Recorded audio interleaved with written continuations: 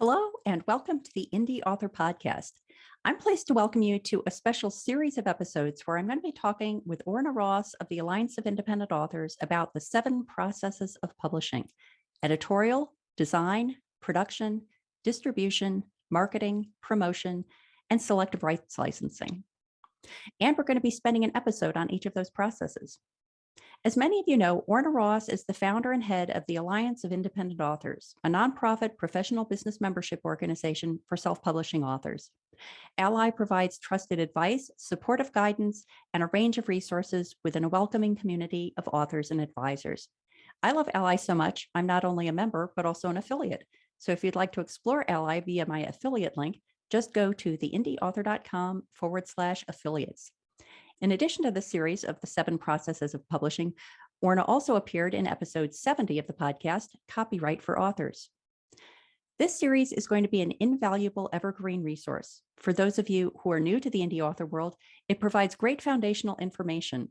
But even for those who have been doing it for a while, I guarantee you'll get a bunch of new ideas and information, or be reminded of some great old ideas and information that may have slipped off your radar. Conveniently enough, the first episode of this series is episode 101 of the podcast. So if you're looking for these to refer to later, they will be episodes 101 through 107. In addition, if anyone is interested in following along with our discussion in book form, I can highly recommend the book 150 Self-Publishing Questions Answered: Allies Writing, Publishing, and Book Marketing Tips for Authors and Poets by Orna Ross and M.L. Ron, aka Michael Ron, who has also been a valued contributor to the podcast. And I'll put a link to that book in the show notes. So without further ado, let's start our conversation on the 7 processes of publishing with Orna. Hello, and welcome to part 4 of our series on the 7 processes of publishing. And I'm here again with Orna Ross. Hey, Orna, how are you doing? I'm doing very well. How are you, Matty? I'm doing great. Thank you. So, this 4th process that we're going to be talking about today is distribution. And similarly to what we talked about in the last episode with production, we're going to be talking about ebooks, print books, and audiobooks. And I'm going to start right out with ebooks. So, Orna, I'm just going to open it up to you for your recommendations, Allies' recommendations for ebook distribution. Sure. So, production and distribution are very closely aligned, and particularly in digital publishing, a lot of the platforms that have set up to distribute our books have actually provided us with great tools for producing our books. And I did mention in our last show that the guiding rule of thumb is be everywhere.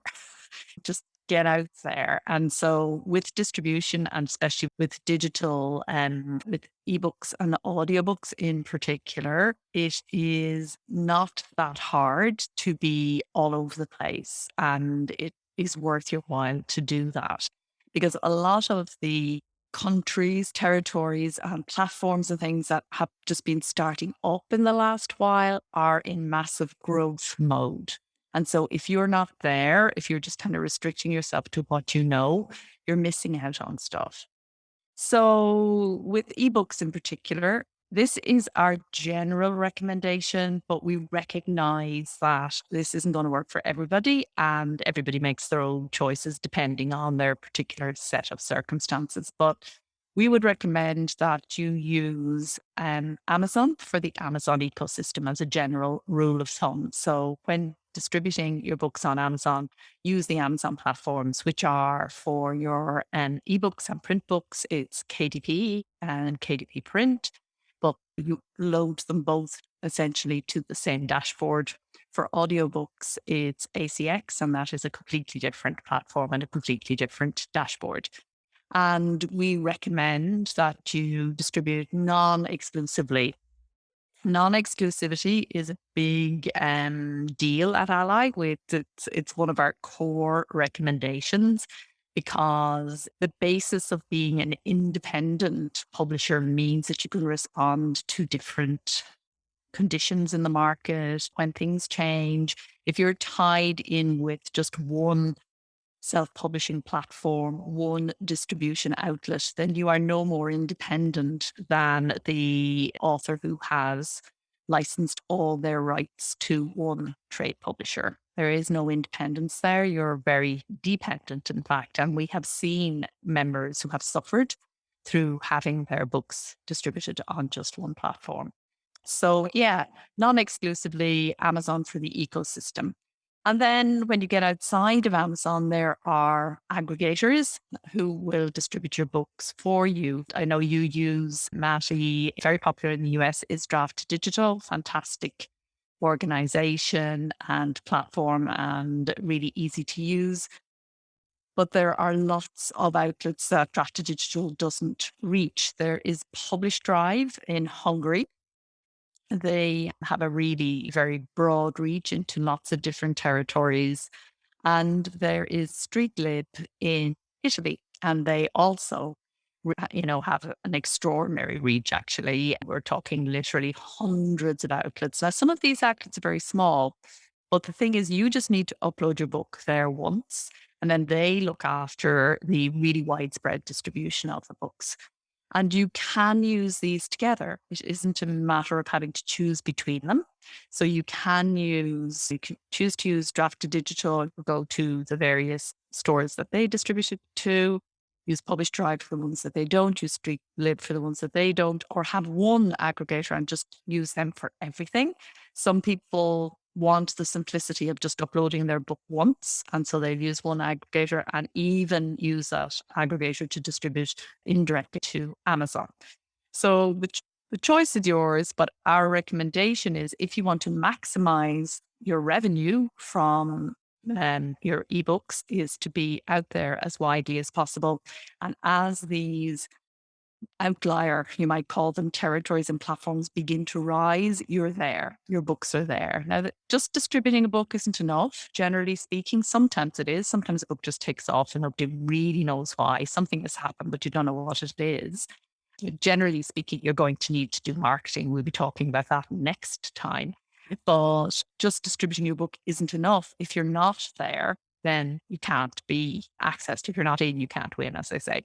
So it's very little extra work, a bit like what we were talking about, having the different formats last time. For very little extra expense and very little extra time, you can really increase the possibility of your distribution. And so why not? You had talked in an earlier episode about the fact that when you're first starting out, sometimes it's better to get started simple and work your way up. And since I think a lot of people in the US and UK, and I'm sure other countries who are indie authors, their first sites are on Amazon. They may go to Amazon KDP, upload their ebook. And if they know that they're not going to have the mental bandwidth to go to other platforms for a period of time, they just want to get it up on Amazon, but they have long-term goal of being wide.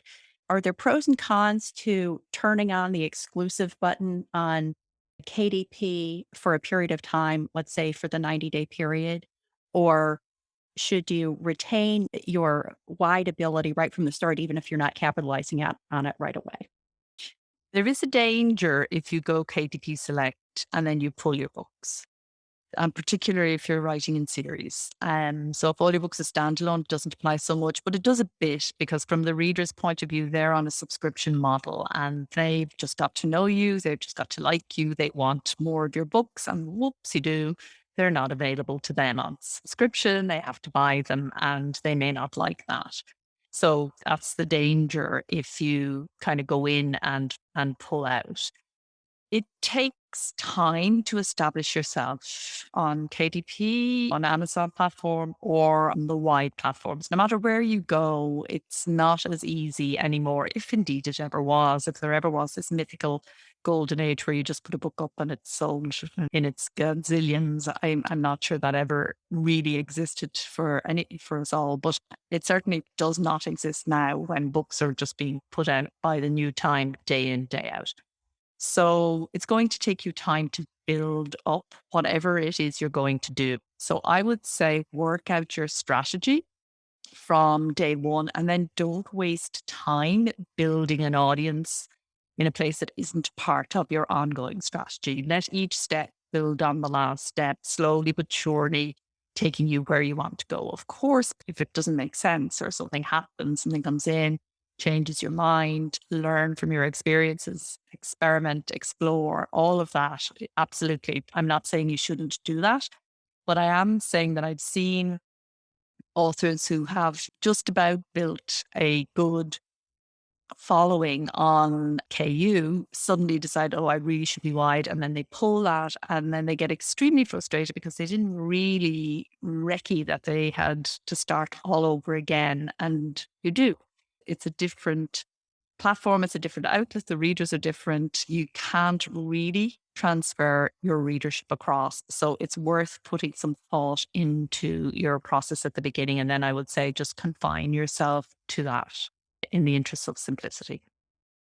Well, one other episode of the podcast that I'm going to point people to is episode 63, which was Mark Lefebvre talking about Wide for the Win. And Mark is usually such like a calm and friendly person, but he got quite exercised about it. So that's a good one to watch as a companion to distribution to understand some of the ins and outs from someone who clearly appreciates the value of going wide. Other recommendations for ebooks beyond Amazon? Yes, absolutely. So all of the aggregators that we were talking about there, Publish Drive, Draft to Digital, and Streetlib, they're publishing to distributors that are worldwide in different countries from Mexico to the Philippines.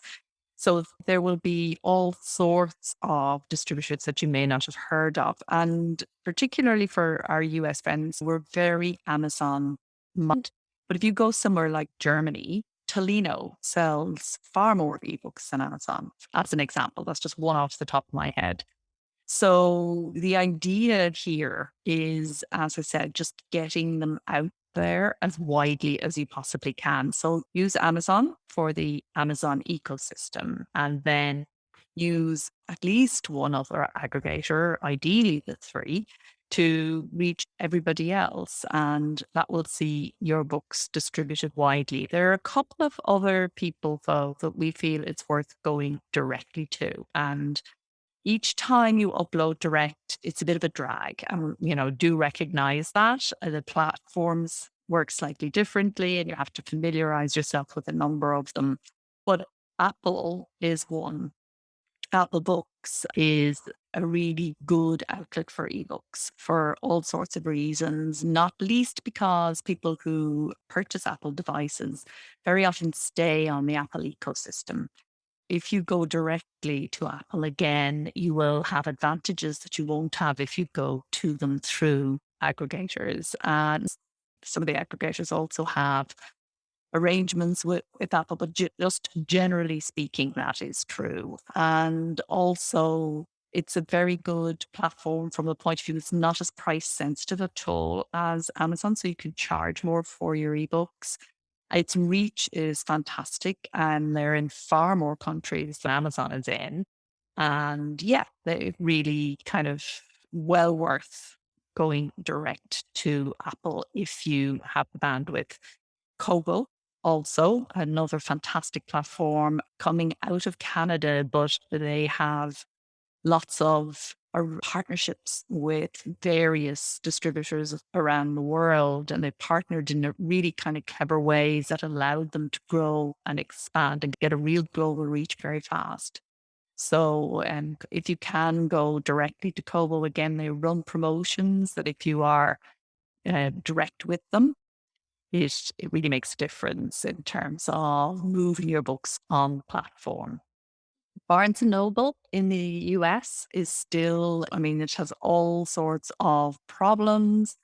Nuke, its ebook distributor, had terrible problems. They've now relaunched it, not going all that well, but nonetheless, they have a massive mailing list, people who are very into books. And if you are somebody who has done well on that platform, it can be well worthwhile uploading directly.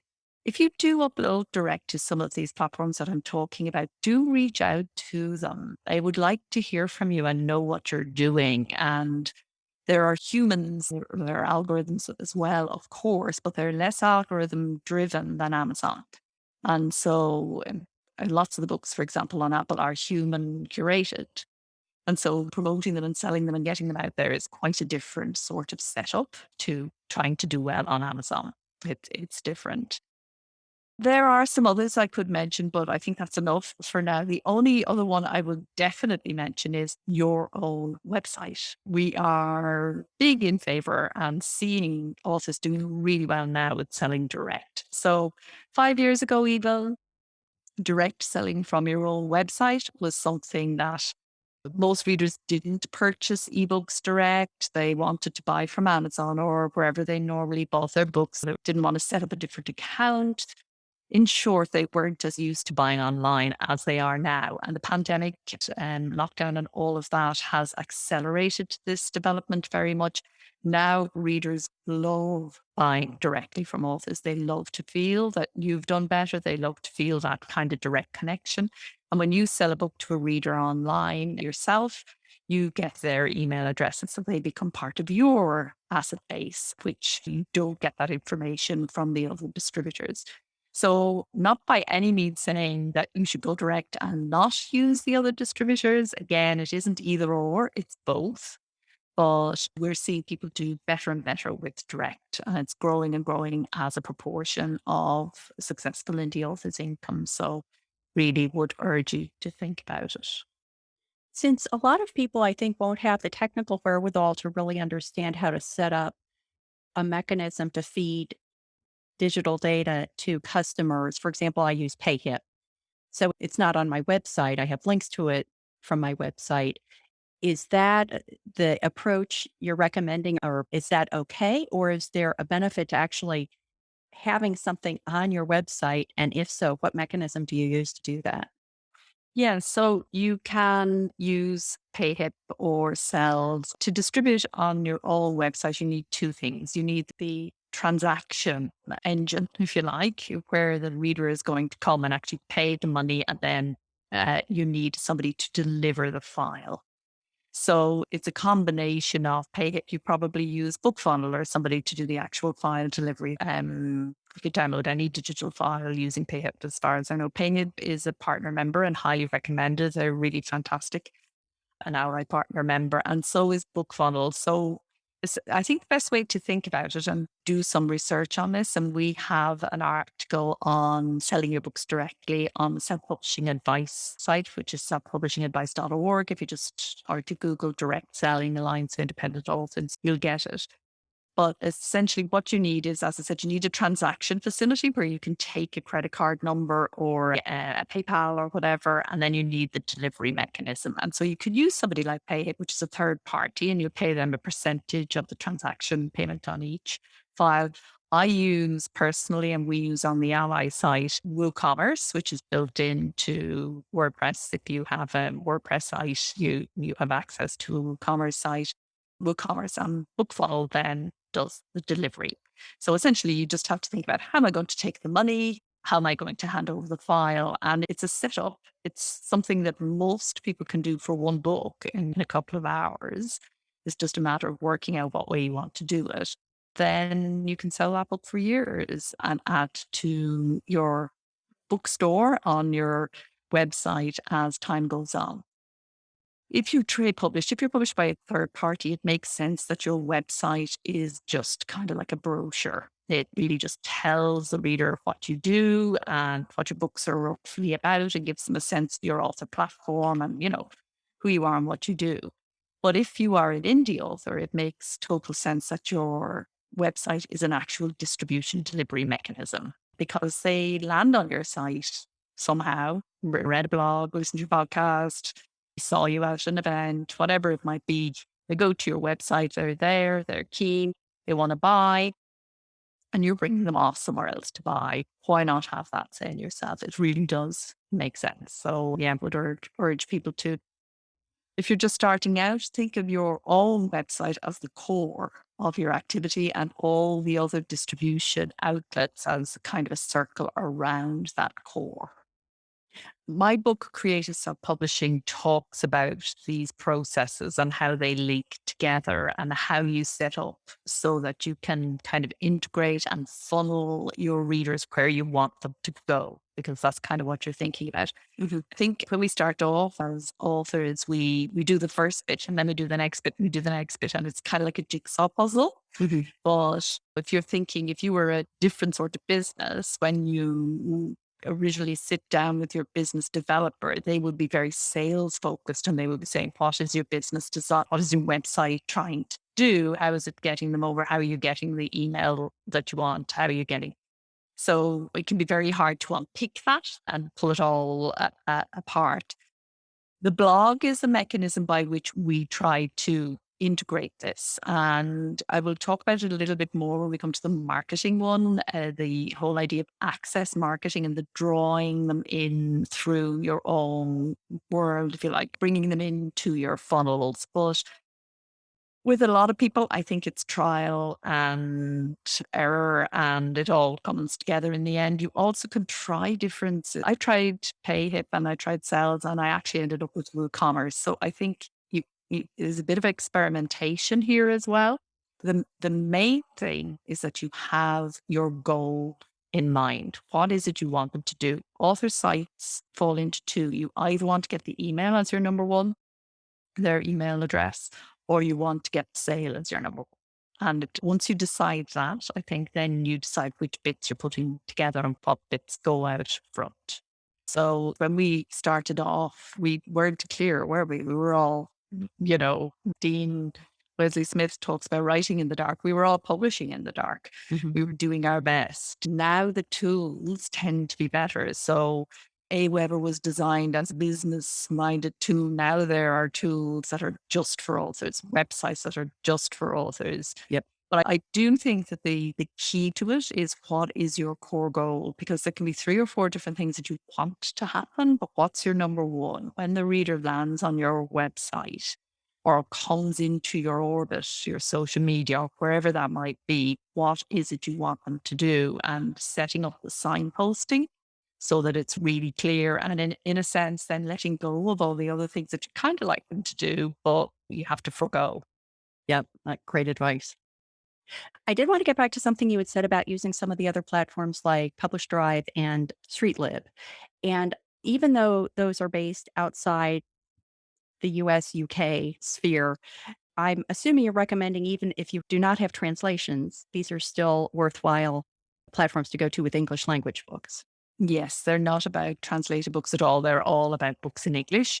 They do have translation options, just a different thing, but these are all just about distributing your English book. So Publish Drive and StreetLib can distribute your books to Amazon as well, as we said. So we recommend that you would go direct, Apple, and all the other major distributors, as well as the minor ones. So they are for English books and English book distribution in countries around the world, because every single country has loads of people who read in English, either immigrants or people who have, English. We are so lucky to be writing and publishing in the world language that is English. And so it takes advantage of that. Yeah.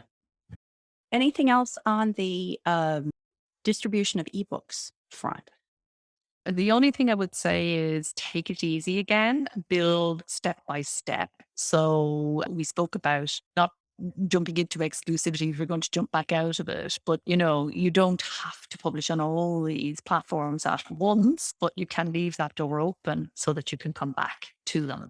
And that's the way to proceed, I think, and get to know one platform and understand it. Then it's a bit easier next time out. It seems impossible to believe when you're on your first book, but by the time you're on your third book, production and distribution is actually the thing you think about least. Once you've decided on your processes, then it's very straightforward and it's just literally is repeat. Whereas writing and marketing are constantly challenging and evolving. Production and distribution are actually the most straightforward part of self-publishing, even though when people talk about publishing a book, very often what they really mean is production and distribution. And it is only one part of publishing. And in fact, it is the most straightforward part. So it literally is just learning by doing. So whatever you do it, because until you do it, you won't know. You'll hear people telling you you should do this and you shouldn't do that, and this is the other way to do it, and blah blah blah. This is something really where you can only learn by doing. And I think it's worth repeating something that I believe you said in the last episode, which is make notes about all this stuff, because with production and distribution tasks, depending on what your release schedule is, you might do it every month, but you might only do it every couple of years. And so you make your way through it and then you go back 2 years later and it's like you've never seen it before. So it's worth capturing the links and making the notes. And can you use HTML in this platform's book description, but not in this book platform's book description? So just making it so you don't have to start from scratch every time So you go to do these repetitive tasks. absolutely, in your own words can make a big difference when it comes to facing in second time and third time. And the other thing I would say is all of the platforms, their customer service is really excellent and very helpful. Don't be shy about using them. They really want to hear from you. They do not want you struggling and having a problem and trying to reinvent the wheel when, a few words of advice from them can make a difference. So don't be afraid to ask your questions.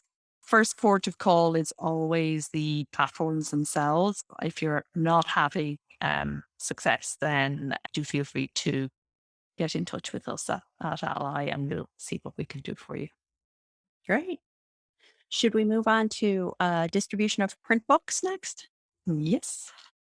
So, once again, what are your and Ally's recommendations on that front?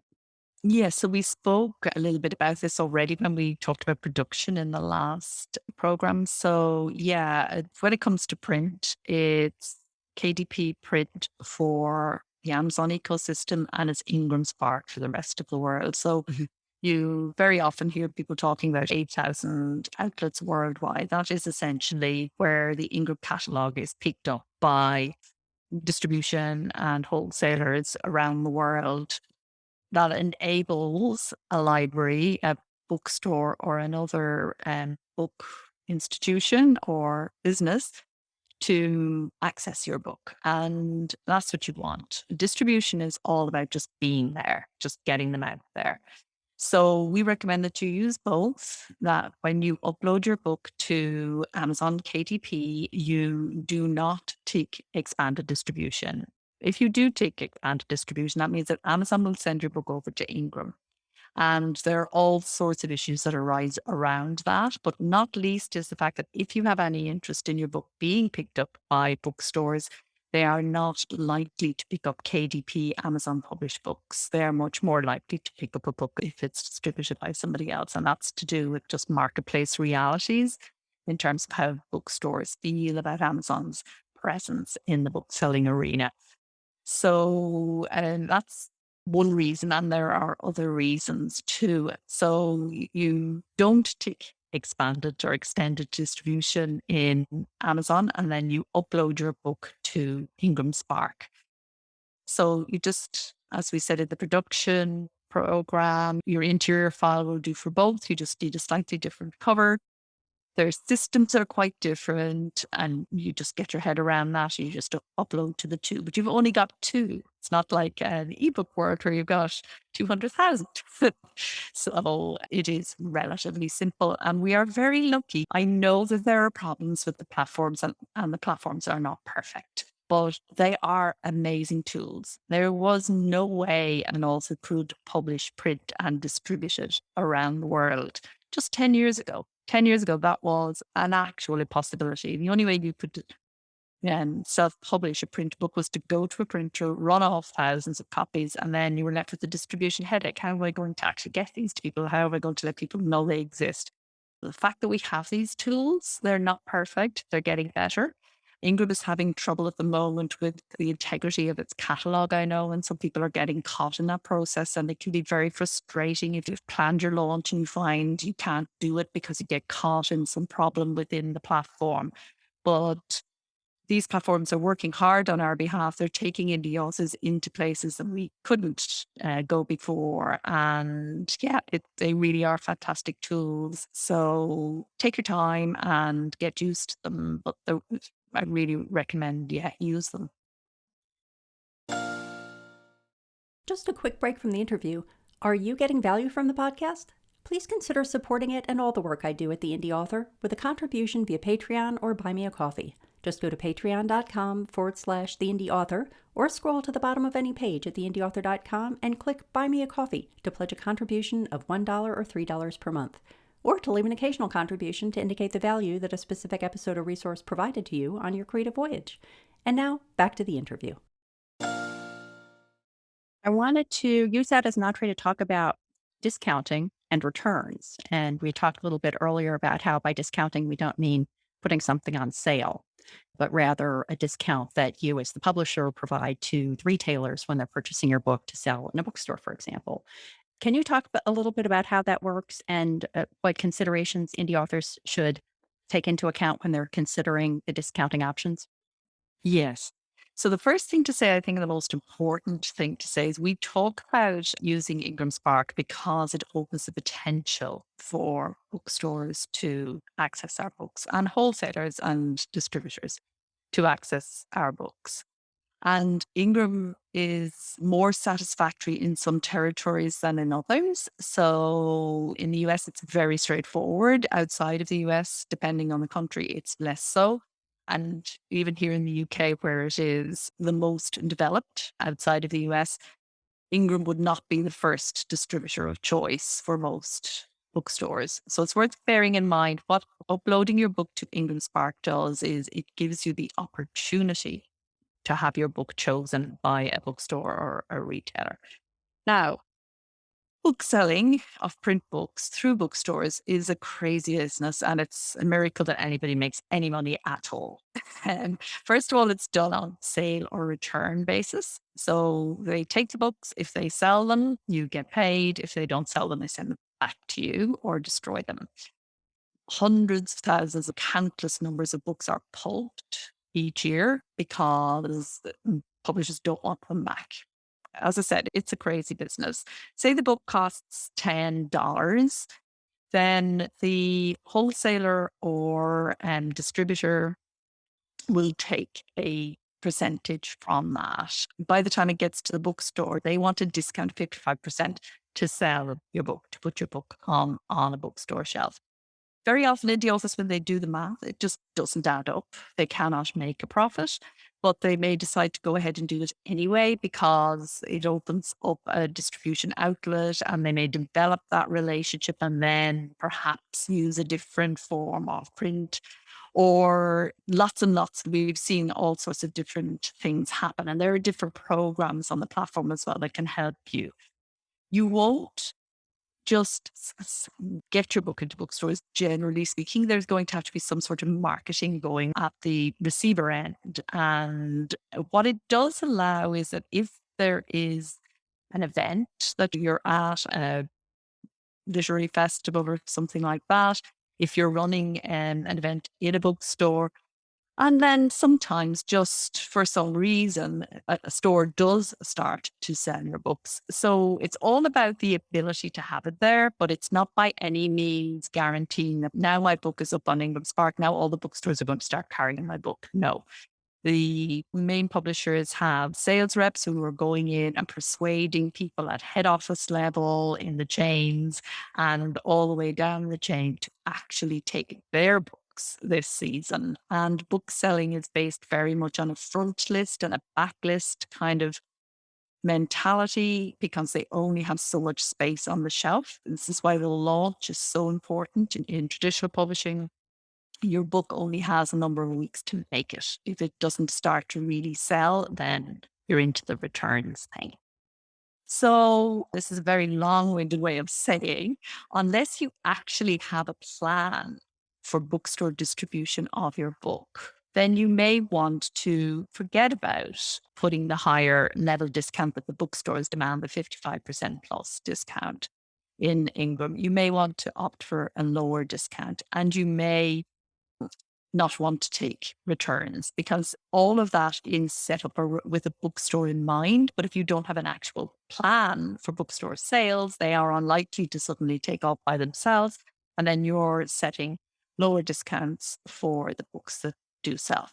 Yeah, I've set all my books as non returnable. I give the maximum discount I can and still make a profit which in some cases is like 7 cents. But as much discount as I can, up to 55%, which I think is the standard Yeah. retail discount, but turn off returns, because I did get burned big time once at a bookstore event where they ordered way more books than they should. And then they all went back except a couple. And I think that event cost me like $150.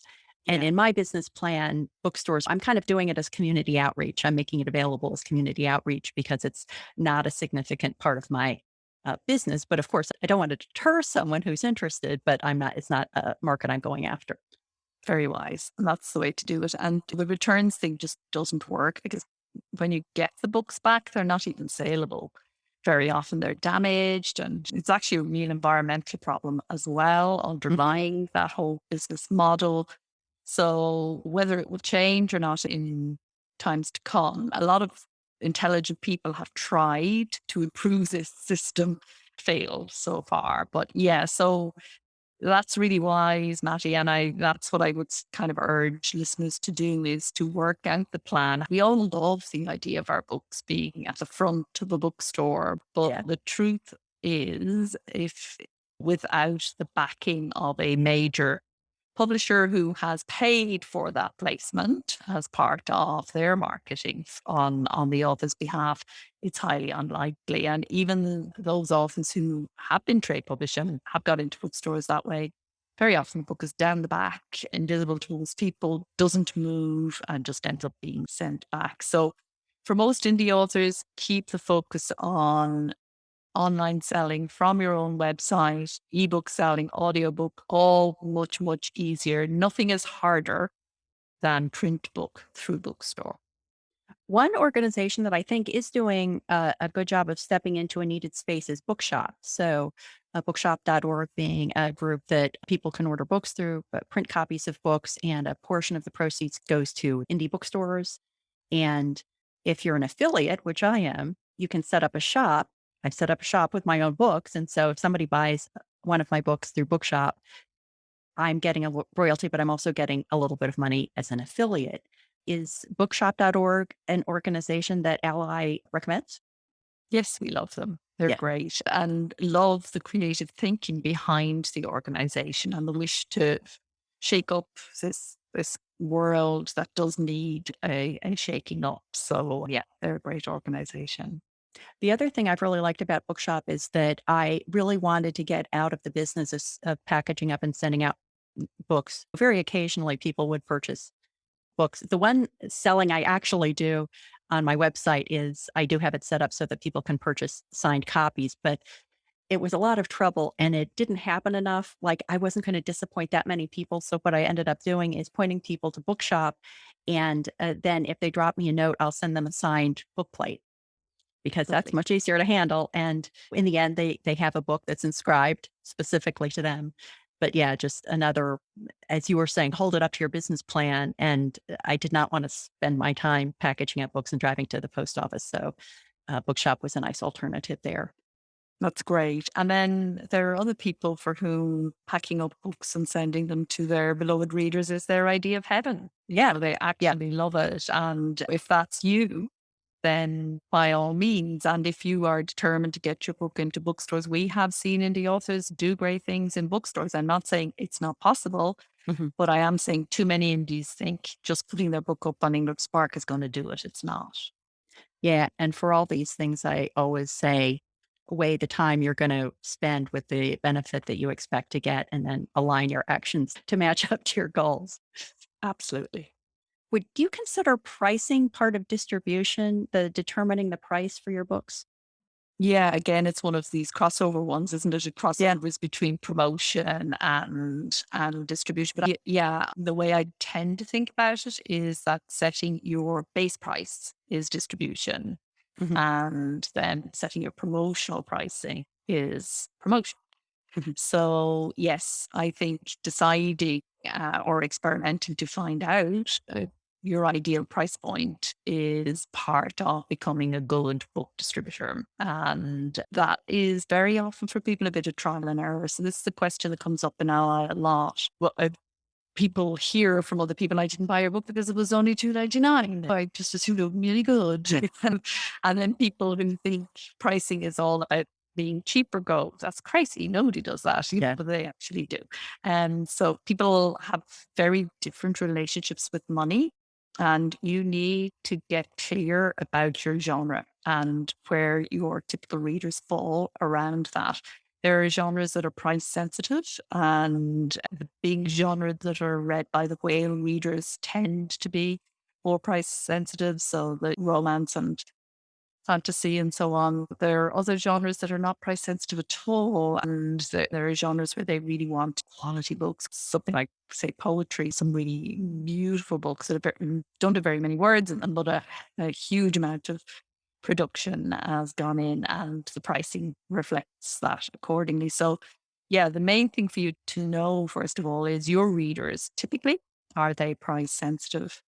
The other thing to be aware of, and I think I did mention this already, but just to say it again because it's important, Amazon is the most price sensitive of the platforms. Its whole raison d'etre is you won't buy it cheaper anywhere else.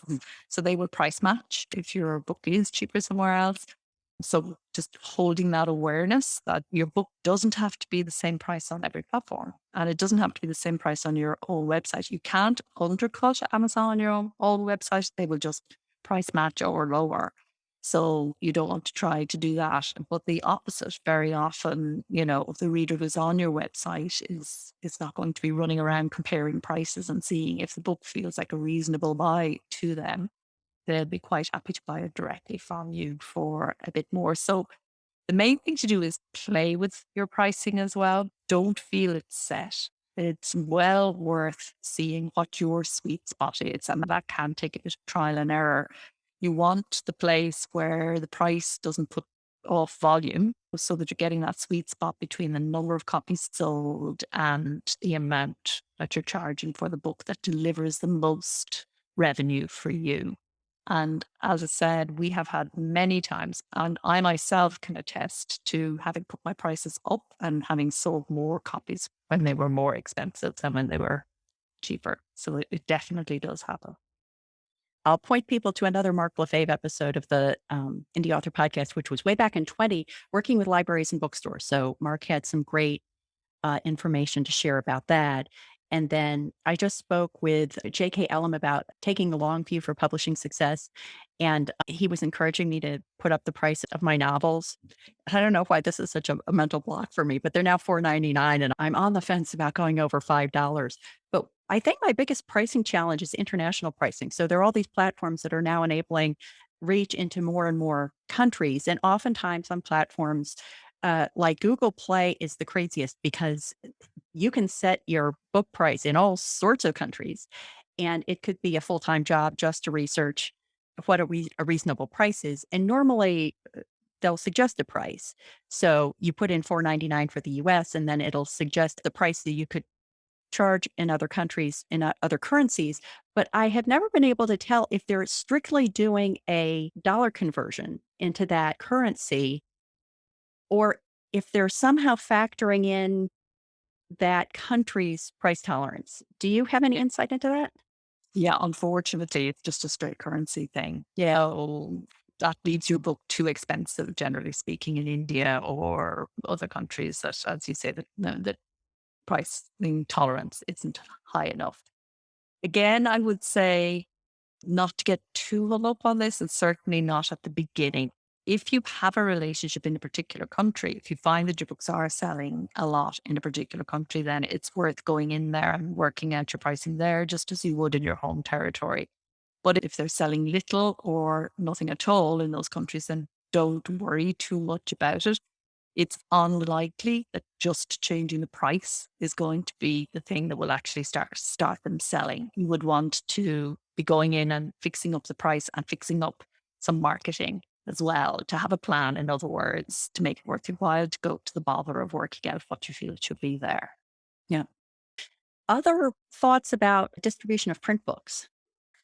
I think that's it. It is the trickiest one to distribute yourself. It's much easier for you to distribute on your website. I'm talking about now direct distribution.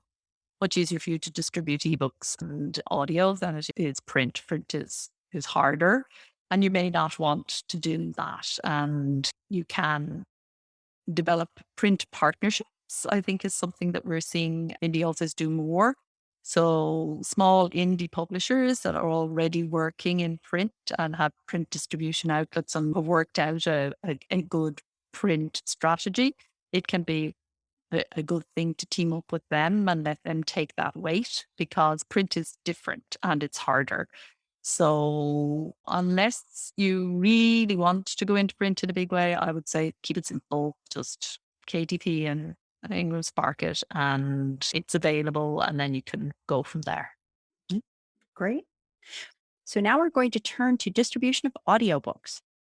And we covered this a little bit in the last episode about what platforms are available. Do you just want to do a quick recap of the distribution angle on that information? Yeah. So audio, again, it's kind of Amazon and the rest. So in terms of distributing your books on Amazon and getting them available on Amazon, which also means Audible. And Audible is the biggest seller of audiobooks in the US by some margin. I mean, estimates of in some verticals, they say up to 90%. So that's a lot. So yeah, you go through ACX in terms of distributing your book through Amazon. I mentioned in the last program that there are issues around that, but nonetheless, we do recommend indie authors not to turn their back on that enormous platform, but not to go exclusive with ACX. So in other words, to keep your options open. There are lots of new options emerging in audio.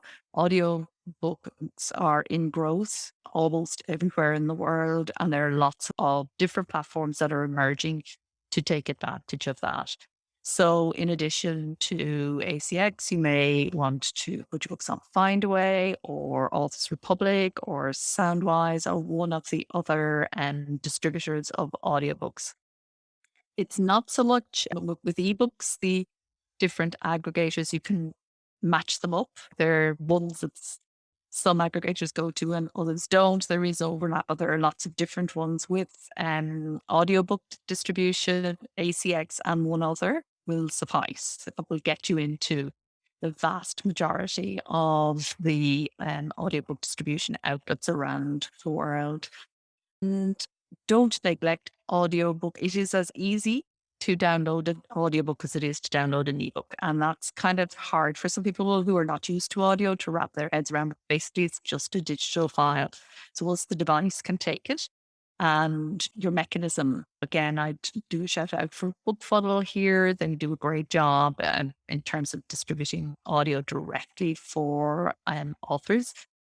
And so don't shy away from audio because you're not an audio listener yourself, for example, or because you think it is hugely complex. From a distribution point of view, it is as easy to distribute an audiobook as it is an ebook. So do you remember I was saying there's a transaction method and then there's the download method. So BookFunnel provides the downloads. Got it.